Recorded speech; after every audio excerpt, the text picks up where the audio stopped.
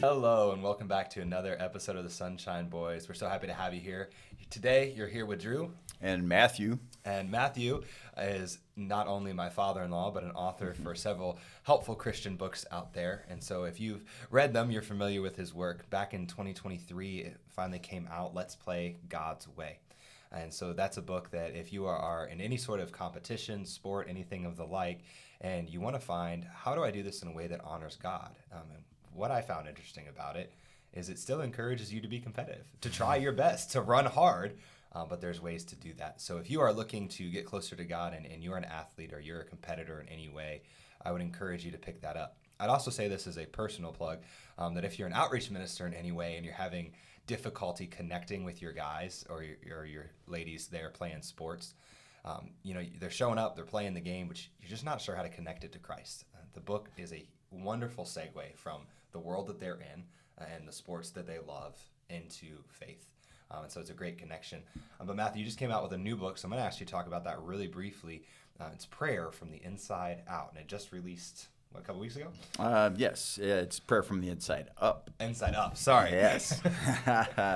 Yeah. It came from a prayer video series that I did for Lakeview Christian Church. And so I finished with the series, the video series, and I thought, you know what, maybe I should put this in print. And so I went ahead and just wrote it out in print. There's 60 topics like anxiety, depression, loneliness, self-worth, and things to deal with family and school, and just 60 topics that we deal with every day. Sometimes they're mostly struggles we struggle with every day. And so there's an example, or description of, say, like anxiety. There's what is anxiety? Then there's a biblical story of someone going through an anxiety in the Bible. And just to let us know that it's happened before and God knows about it. And then there's a prayer that an example prayer that we can help us pray through our anxiety. So I love it. I haven't got to read that one yet. I just got my copy yesterday, my signed copy, I'll add. So if it is like the videos that you've done with us, then is it safe to assume our common reader, this is not going to be a high intellectual read. This is going to be very authentic and very practical. Just hearing you pray, I know that your prayers are always to your Father. Like, this is a relationship, not a religious thing. So this is accessible to anyone, right? Yeah. Yes, I have a ministry to gamers. I'm on Twitch, and I have a ministry to gamers. And so a lot of them have not been to church. They don't know big church words. So I don't say big church words. And in my book, I don't say big church words. I describe what I'm thinking without, saying big church words. And so I like to describe in basic language so anybody can understand. Wonderful. And that's why we have him on today, as we deal with something as incredible as the resurrection. He's going to break down this high spiritual, wonderful event into basic human words so that we're not using big church words like the goofy pastor would do. So Matthew, with that pressure put on you, can you go ahead and start for us verses 1 through 10? As we hop back in here, Jesus has been crucified. He's in the grave. He's buried. And now everything's about to change. Right. All right, we are in John chapter 20, verse 1. Now, on the day of the week, Mary Magdalene came to the tomb early, whilst it was still dark, and saw that the stone had been taken away from the tomb. So she ran and went to Simon Peter and the other disciples, and the one that Jesus loved, and said to them, "They've taken the Lord out of the tomb, and we don't know where they have laid him." So Peter went out with the other disciples, so they were going towards the tomb. Both of them were running together, but the other disciple outran Peter and reached the tomb first. And stooping in, he saw the linen cloths lying there, but he did not go in. Then Simon Peter came, following him, and went into the tomb. And he saw the linen cloths lying there, and the face cloth which had been on Jesus' head, it was lying there, but folded up in place by itself. Then the other disciple, who had reached the tomb first, also went in, and he saw and believed. For as yet they did not understand the scriptures that he must rise from the dead. Then the disciples went back to their homes. I love these verses. I mean, to go out of John 19, which is this despair, this seeming defeat, and now everything that happens in chapter 20. Right. Now it's craziness, chaos. Now they're like, what's going on? They are so confused. Yeah.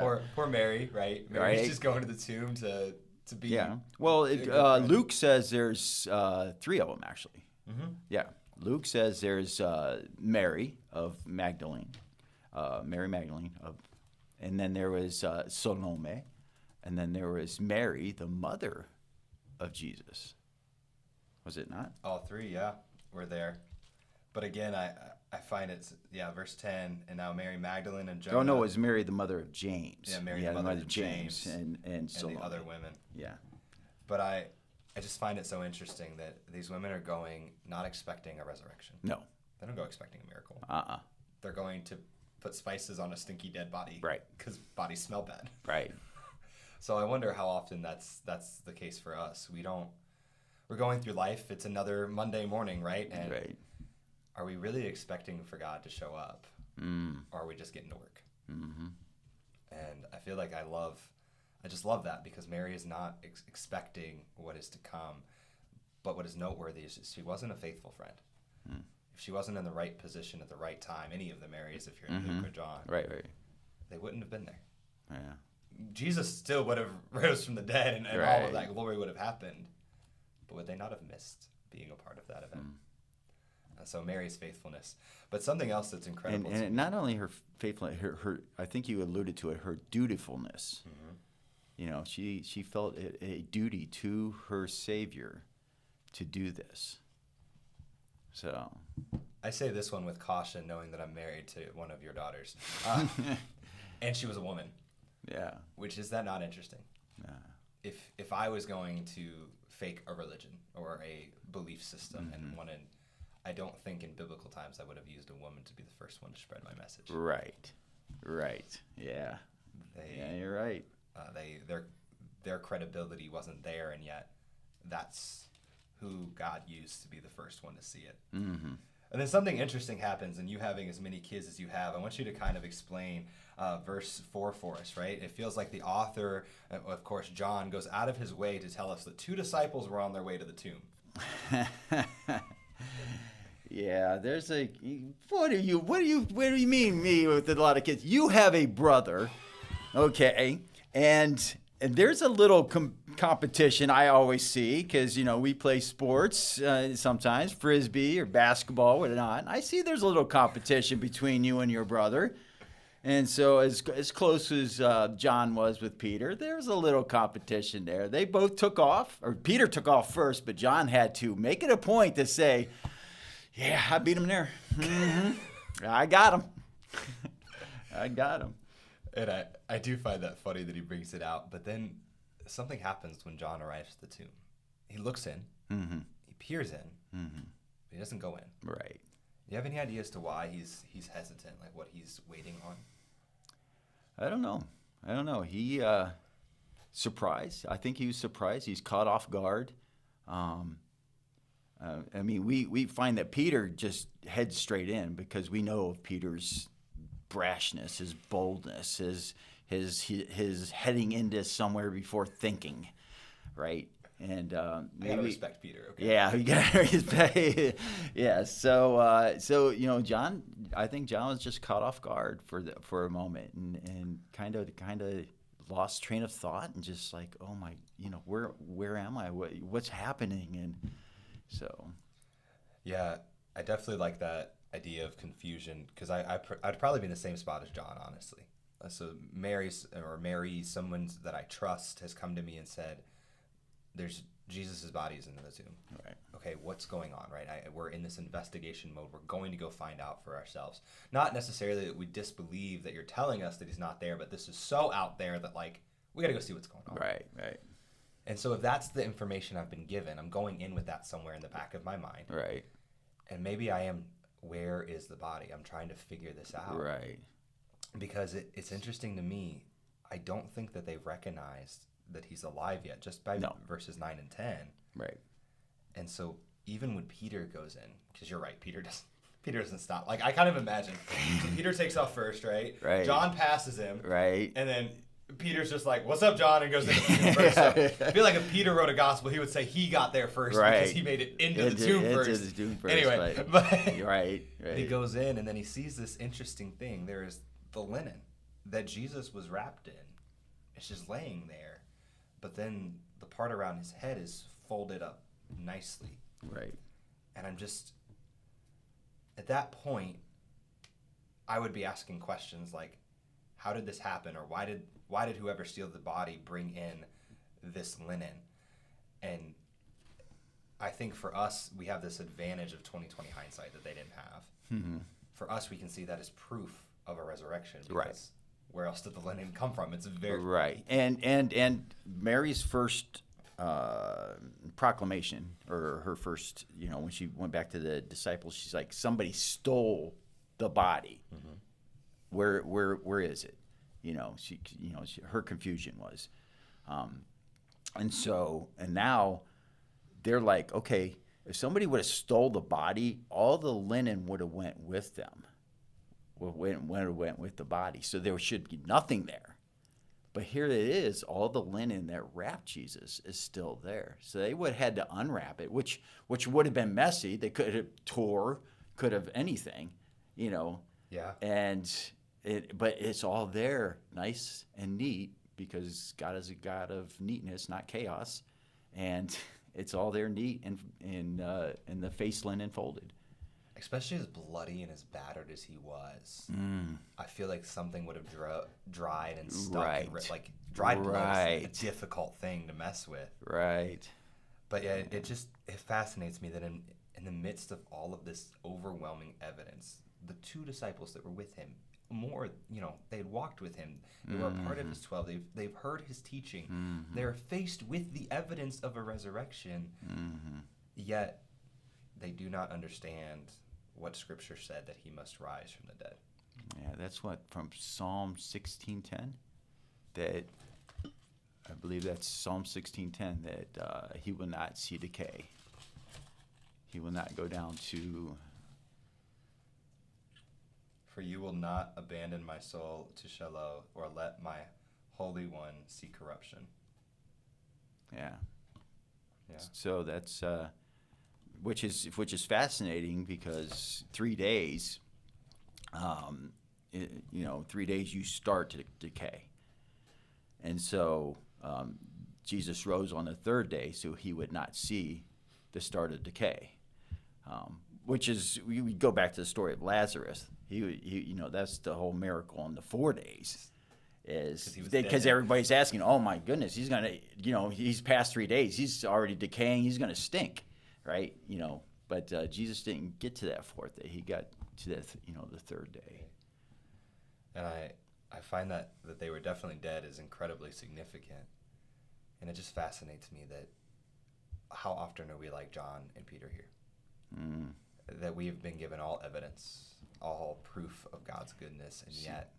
So I think we're a good tandem, because I would be like John, and I would stop and I would analyze the situation.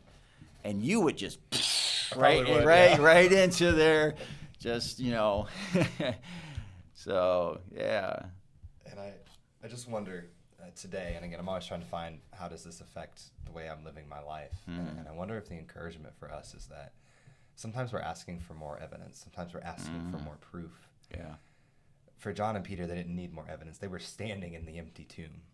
They had been given the answers ahead of time, and what they needed was faith that God was still working. And so, because they had all proof, but then out of, I don't know, not knowing what else to do or discouragement, verse 10, they just go home.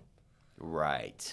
They're at the scene of a resurrected Lord. Right. The promised Messiah's fulfillment of generation. And they're like, and with John, with all the details of this happening, it wasn't, and we searched around the area for a whole day or so.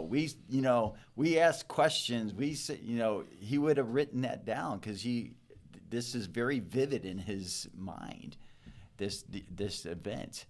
But no, he's like, nope, we went home. Mm-hmm. And it was, again, a woman who got it right. Mm-hmm. And so do you mind reading 11 through 18? We're going to see that Mary stuck around. Yeah. But Mary stood weeping outside the tomb. And as she wept, she stooped to look into the tomb. There she goes. We have another person that looked into the tomb. And she saw two angels in white sitting there where the body of Jesus had lain, one at the head and one at the feet. And they said to her, "Woman, why are you weeping?" She said to them, "They have taken away my Lord, and I don't know where they have laid him." Having said this, she turned around and saw Jesus standing, but she did not know that it was Jesus. And Jesus said to her, "Woman, why are you weeping? Whom are you seeking?" Supposed him to be the gardener, she said to him, "Sir, if you have carried him away, tell me where you have laid him, and I will take him away." And Jesus said to her, "Mary." And she turned and said to him in Aramaic, "Rabboni," which means teacher. Jesus said to her, "Oh, don't cling to me, for I have not yet ascended to the Father. But go to my brothers and say to them, I am ascending to the Father and your Father, to my God and your God." Mary Magdalene went and announced to the disciples, "I have seen the Lord," and that he had said these things to her. I love it. And I want to give John and Peter all the credit that they deserve. Listen, they walked with Jesus. They followed him for years. At the crucifixion, yes, Peter's denial, but they still, with the tomb being empty, went. And if they would have just had a little bit more endurance. Yes. If they would have just dwelled with the Lord a little longer, would they not have seen and heard what Mary saw and heard? And so I want for us to be encouraged that sometimes after the storm, after the defeat, we think we've endured, we've lasted long enough, and God hasn't shown up yet, and we pack it up and we go home and we give up on God. And often the answer we need is moments around the corner if we hang in there just a little longer. But there's hope in that. Even though they left, Jesus sends someone to get them back. So I kind of want to walk through Mary's a little bit there. So she saw these two angels. It's just an interesting thing. I mean, we don't know the time period that has elapsed here between verses 10 and 11. We don't. But before she saw them, she stuck around. Remember, we said that, John would have written that he and Peter, and you alluded to it just now, that, if they would have stuck around and they searched, then they would have caught this miracle. But she did. She did stick around, and she went in to look also. That's a point that I have forgotten a long time ago. I just read that again. And I'm like, that's right. She looked also. And it's just so cool that, she continues her search for Jesus in the hard times. The two kind of gave up and went home. And then she continued her search in the hard times, in the mourning, and the suffering that she was going through. And not even a search for a resurrected Lord. No. She was searching for the closeness of her friend. Right. This relationship that she had built. Right. And see, that's something that keeps coming up over and over. I feel like God is throwing in my face. Am I pursuing God's heart, or am I just pursuing his hands? Am I pursuing what he can do for me? Or am I just wanting to dwell in his presence? And it continues to be brought up, and I think Mary's decision was clear. I want to be in the presence of Jesus. Even if it's his dead body, I want to honor him. Right. And for Mary Magdalene, and I find it so interesting that Luke tells you all of them, but John pinpoints Mary Magdalene. I wonder if her persistence was because of the transformation she met in Jesus. Oh, yeah. Remember who she was before she met Jesus, right? Yeah. She was 7 demons in her. Had she ever experienced true love before Jesus? Right. Ever known acceptance before Christ? Yeah, you're right. Yeah.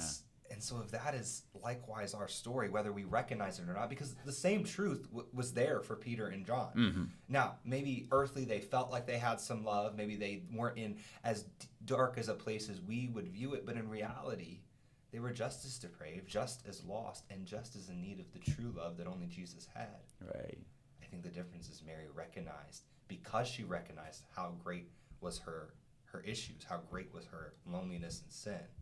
I think she was able to see God's love more valuable than even some of the 12. Yeah, yeah, and especially Peter, which is kind of Peter, he fell asleep 3 times in the garden. He denied Jesus 3 times during the trial. You would think that he would search high and low for redemption. Right. Well, it's coming later. We don't want to. We don't want to jump the gun here, but you would think that he would search high and low for that redemption. But it seems like he went away even worse off. I would think if it was me, I would think I would walk away even worse off now. That I'm not going to get that chance to redeem myself from my failures. Yeah, and it's probably a part of Peter still looking for Jesus the leader, Jesus the hero, not Jesus the friend. Yes. And Mary's just looking for something different. Yeah, she is. Yes. And there's something critical about that for us that we need to be reminded.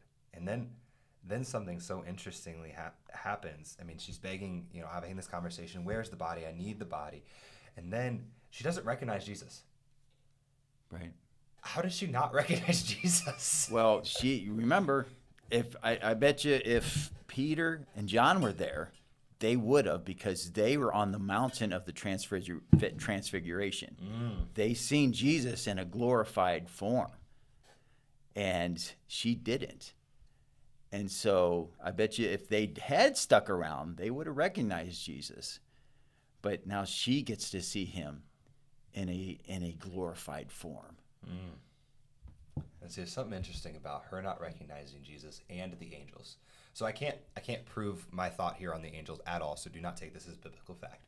But there is biblical precedent, and I'm thinking of Balaam and his donkey, where angels are present and humans are blissfully unaware. Yes. Right? You're correct. And so is it not possible, again, I cannot prove this, that the angels did not appear there? They were there the entire time, but only when they were ready did they reveal themselves. Right. You got that, Balaam and his donkey, and then you actually have Elisha and his servant, right? When there's a army coming to get Elisha, and Elisha says, "Look up in the mountains," and then he says, "God opened his eyes, and a bunch of chariots, a big legion of chariots of fire, ready for war."